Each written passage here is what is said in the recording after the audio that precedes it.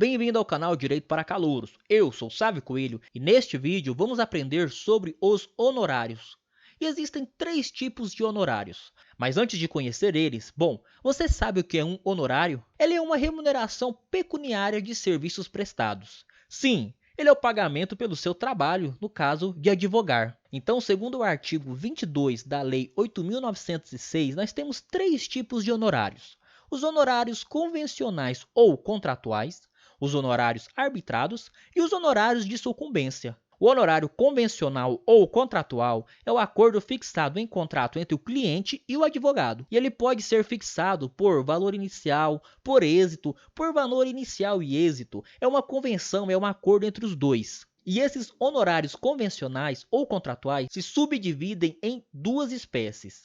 O honorário convencional ou contratual propriamente dito, ou o chamado cota litis. O honorário contratual propriamente dito é o honorário fixado, o inicial. Ele não tem um valor máximo a ser cobrado, vai da vontade do cliente e advogado. O Código de Ética e Disciplina da OAB diz que você deve ser fixado com moderação.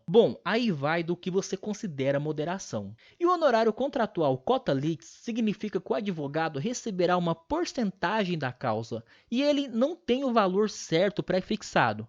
Aqui, diferente do propriamente dito, tem um valor máximo a ser cobrado. Lá no propriamente dito não existe valor máximo. Já aqui no cota litis tem, pois o advogado não pode ganhar mais que o cliente e o pagamento via de regra deve ser feito em pecúnia.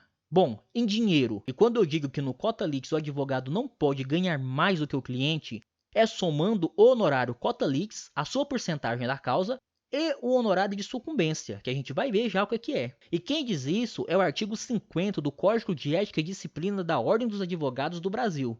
Então, o propriamente dito não tem um valor máximo que pode cobrar. Ele é uma decisão advogado-cliente. Já o cota litis, o advogado ganhará certa porcentagem sobre o valor obtido na causa e não poderá ganhar mais do que seu cliente. Isto é, somando o honorário cota litis e seus honorários de sucumbência.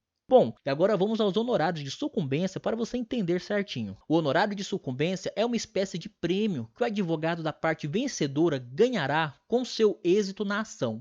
Sim, o advogado ganha, digamos, dois honorários: o contratual ou arbitrado de seu cliente e o de sucumbência que é pago pela parte perdedora. E ele é amparado pelo artigo 51 do Código de Ética da OAB e pela Lei 8.906 de 94. Fora o CPC no artigo 85 e no parágrafo 2º. E para entender sobre o honorário de sucumbência, vamos a um exemplo, pois nada ensina mais do que um caso concreto, certo?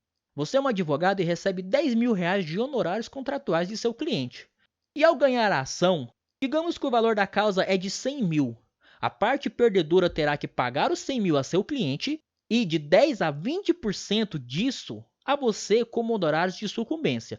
Então, a parte perdedora pagará 100 mil à parte ganhadora, a seu cliente, e mais de 10 a 20 mil a você que é advogado da parte ganhadora. E eu tenho certeza que você está achando o horário de sucumbência bem legal, né? Mas um pequeno detalhe. Como diz o CPC, o honorário de sucumbência é calculado em cima do proveito econômico do advogado que alcançou na causa. E como assim proveito econômico? Preste bastante atenção e vamos entender isso. A parte A processa a parte B pedindo 100 mil reais de indenização. O juiz analisa o caso e condena a parte B a pagar apenas 10 mil reais à parte A. Assim, a ação foi apenas parcialmente procedente. E agora entra o seguinte, você lembra a palavra proveito econômico, certo?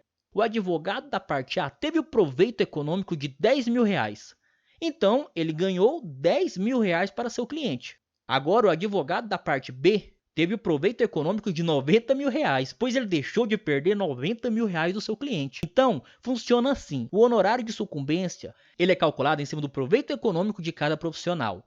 Isto é, o que ele ganhou ou deixou de perder. E, levando em consideração esse nosso exemplo, fixados os honorários de sucumbência em 10%, por exemplo, a parte B terá que pagar ao advogado de A R$1.000, pois o advogado de A teve o proveito econômico de 10 mil reais, certo? A parte A terá que pagar ao advogado da parte B em R$ 9.000, pois ele deixou de perder do seu cliente 90 mil. Entenderam isso? Quando é para calcular o honorário de sucumbência, você se coloca no lugar do advogado, vê quanto ele ganhou e deixou de perder e aplica a porcentagem. A parte contrária terá que pagar esse valor ao advogado. Simples, né? E isso é uma forma do direito estar evitando pedidos exagerados. Pois imagine o advogado de A explicando para ele que dos 10 mil que ele recebeu, 9 ele vai ter que pagar para o advogado da parte contrária. Vai ser uma conversa muito agradável, né? E isso é uma forma bastante eficiente do direito de evitar pedidos exagerados, pois se na jurisprudência indica que o caso é para um pedido de 10 mil de indenização, não vai ser prudente da parte do advogado pedir 100 mil só para ver se sai um pouquinho a mais, pois meu cliente vai perder quase tudo que ele ganhou nos honorários de sucumbência.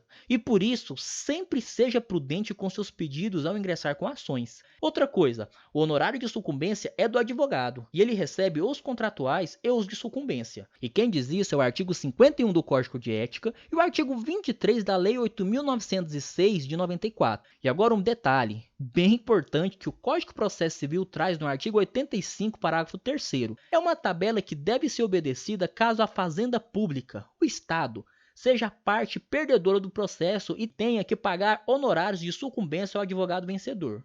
E ele serve para diminuir a porcentagem de honorários de sucumbência que a fazenda pública pagará ao advogado dependendo do valor da causa. E é de 10 a 20% no valor da causa de até 200 salários mínimos. De 8 a 10% no valor da causa de 200 até 2.000 salários mínimos.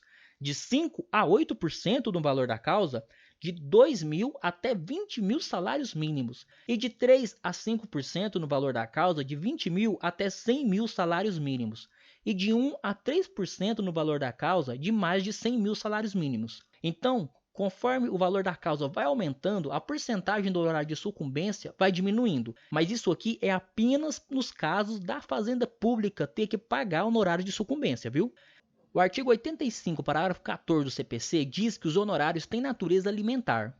E a Lei 8.906 de 94, em seu parágrafo 24, afirma que, em caso de falecimento ou incapacidade civil do advogado, seus sucessores ou representantes legais devem receber esses honorários. E um último detalhe sobre o honorário de sucumbência. Em caso de subestabelecimento, o Código de Ética diz que será repartido o honorário de sucumbência de forma proporcional à atuação de cada advogado no processo. Isto é, se estava um advogado, depois entrou outro e tal, cada um vai receber de forma proporcional esse valor dos honorários de sucumbência.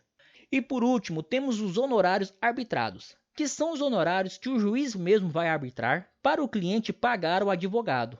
Ele ocorre quando não se tem um acordo prévio entre advogado e cliente sobre os valores, o que é bem difícil, diga-se de passagem, né? Então, recapitulando, honorários convencionados ou contratuais podem ser os propriamente dito ou cota litis. Propriamente dito, não tem limite máximo. O cota litis é o caso em que o advogado aceita receber porcentagem do valor da causa e não pode ganhar mais do que o cliente somando honorário convencional mais honorário de sucumbência. Honorário de sucumbência é uma espécie de prêmio pago pela parte perdedora ao advogado da parte vencedora, de 10 a 20% em cima do proveito econômico que esse advogado obteve na causa.